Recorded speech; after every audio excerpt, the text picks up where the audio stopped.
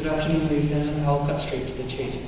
There are many flaws in my opponent's argument, and I'd now like to address most of those flaws in my speech right now.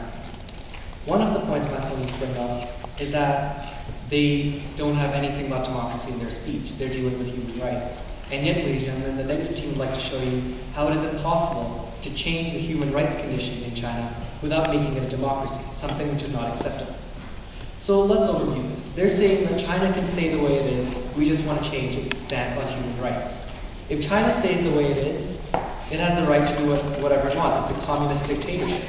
There's no way that we can change the human rights situation without changing them to a democracy first.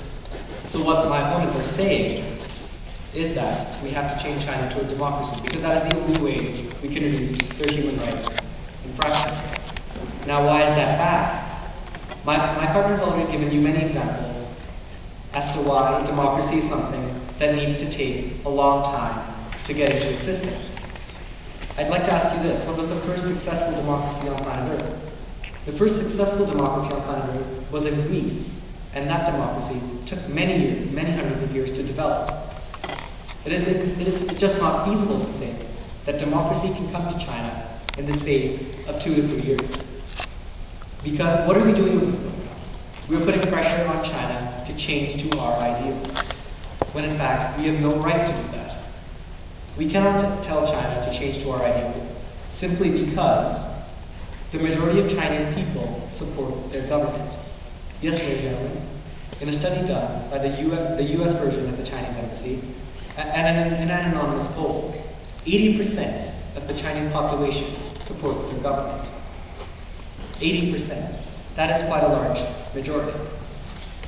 It is completely contradictory to a democracy to go into a country where a majority of people support the current government and implement democracy. We're using dictatorial ways to implement democracy. That is just a contradiction that cannot happen. My opponents are thinking that they're arguing for the betterment of the people, that when we get rid of these human rights violations, the people will benefit.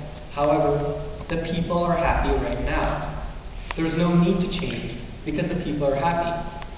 China, ladies and gentlemen, is a country that prides itself on political stability.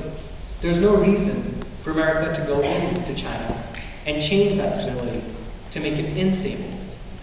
That is something that cannot happen. And why is this? Because, like my partner showed you, in cases with Soviet Russia and post-World War I Germany, swiftly putting democracy into a system can be very detrimental indeed. Other points my opponents have brought up. They bring up